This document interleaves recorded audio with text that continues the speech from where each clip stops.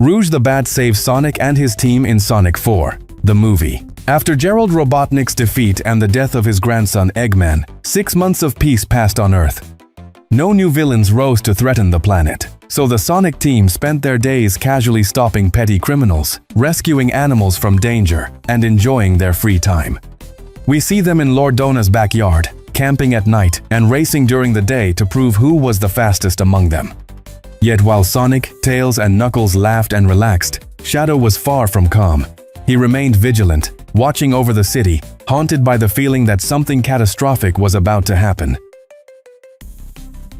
After the explosion of the space colony Ark, no trace of Eggman or the ship remained, yet Shadow survived thanks to his genetic resilience. At the very moment of the blast, he teleported 2 kilometers away, the furthest his strength allowed. The impact hurled him onto the moon, where he lay unconscious for 5 days. When he finally awoke, he returned to Earth, only to be captured and imprisoned by the government. For 4 months he remained under custody, until he was released under one condition: he must serve as a protector of the planet. Now, in the present, while Team Sonic idled away their days in carefree relaxation, Shadow was restless. For 3 nights, he had sensed rifts opening across the globe, space-time breaches, radiating the same energy as the Ark's core explosion, the very blast that had claimed Eggman's life. What everyone believed was wrong. After the Ark explosion, Eggman did not die. Instead, he and his ship were hurled into another universe through the space-time rift created at the core of the blast. Shadow's mission became clear. He had to travel across the world, closing these rifts with chaos control. But one day, everything spiraled out of control. In the heart of New York City, 13 portals opened at once, too many for Shadow to seal. Chaos erupted as dozens of mechanical hedgehogs, each resembling Sonic, poured out of the portals, unleashing destruction with energy cannons blazing from their chest cores.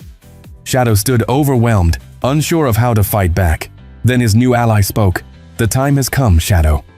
I'll lend you the power I brought from my universe." Rouge the Bat handed him a Chaos Emerald from another dimension, and together they charged into battle against the Metal Sonics. Rouge the Bat had come from the future of another universe, accompanied by a partner, to investigate the looming invasion of the Metal Sonics and prevent Earth's destruction.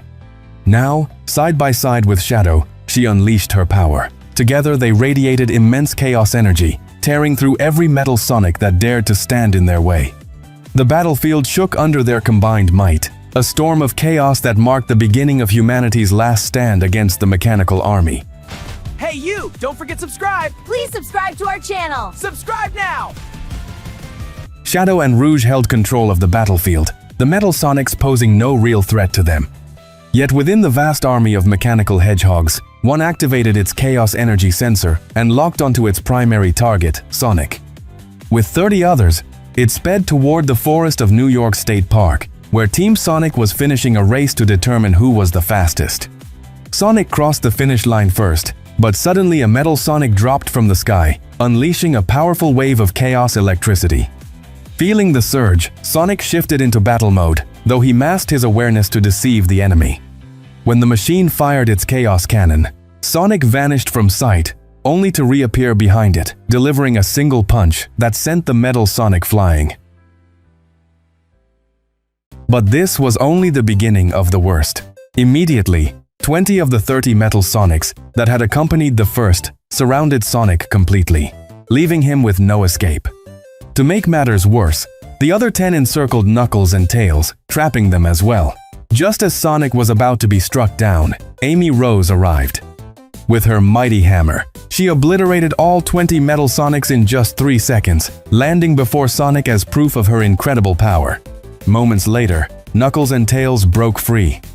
Since they were 2 against 10, and Knuckles was a powerhouse in combat, they defeated their Metal Sonic attackers with ease.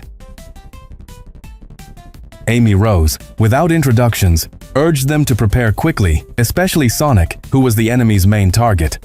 In less than 30 minutes, an army of 500 Metal Sonics would descend upon Earth. Sonic, still in shock, begged her to explain who she was and what was happening. But Amy refused. "There is no time to explain twice. Let us wait for my companion and her ally." Suddenly a portal opened behind her, and through it stepped Rouge the Bat and Shadow the Hedgehog.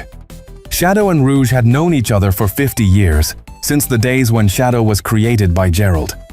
Back then, Rouge and Amy had traveled from the future of their universe to the colony, correcting the timeline, for they were guardians of time, protectors of the multiverse itself.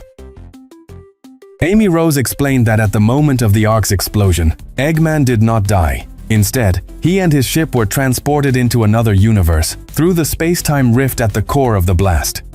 Because Eggman had once wielded the power of the Master Emerald during his battle against Sonic with the Death Egg robot, his DNA and cells had been deeply influenced by chaos energy.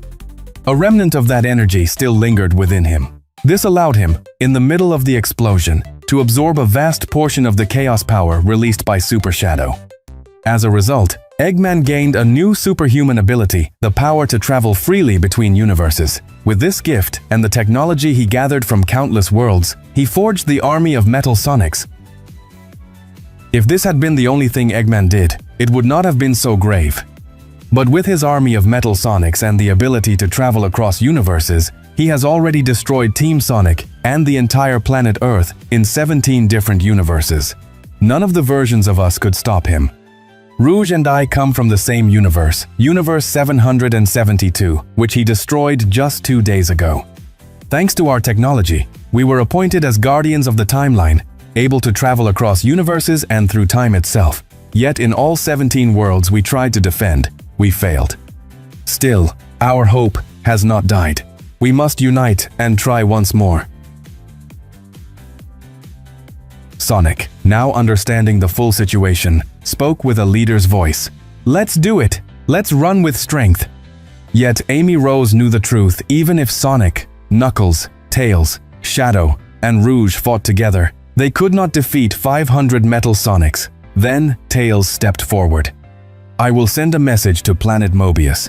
I have visited recently to see how things are going, and a team of 3 heroes has risen there. They have become the symbol of peace for Mobius. I will ask for their help, and I know they will not refuse. Sonic nodded firmly. Perfect. Let us wait for them and fight together. Suddenly, a massive explosion shook the city, and live news revealed that a colossal army of Metal Sonics had arrived identical to those that had appeared half an hour earlier.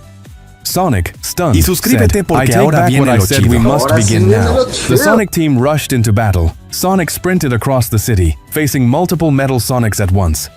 Shadow and Rouge moved at full speed, running and flying, destroying enemies with their most powerful attacks and weapons. Amy Rose, wielding her hammer, showed unmatched experience, defeating 10 enemies at a time with boomerang-like strikes. Meanwhile, Knuckles and Tails combined brute strength and clever strategy, forcing the Metal Sonics to destroy each other in the chaos. Everything seemed under control at least for the first 5 minutes, but then Team Sonic began to lose their rhythm, overwhelmed by sheer numbers. Just as each of them was about to fall, several portals opened before them. From these emerged the 3 awaited heroes, Espio, Vector, and Charmy. They saved Sonic's team from fatal attacks. Team Chaotix had arrived on Earth to join the fight. Espio, with his ninja skills and invisibility, destroyed Metal Sonics at a speed and range greater even than Amy Rose. Vector unleashed fiery attacks, melting enemies instantly. Charmy commanded a massive swarm of bees, clouding the Metal Sonics' vision and infiltrating their circuits to immobilize them. This gave Sonic's team the chance to recover and rejoin the battle. Together, they fought relentlessly until every last Metal Sonic was exterminated, including Dr. Robotnik Webera himself. Just a reminder, this video's only a fan theory I made with a lot of love, created just to entertain. If you're into more Sonic stories like this, drop it in the comments, and I'll keep bringing them your way real soon.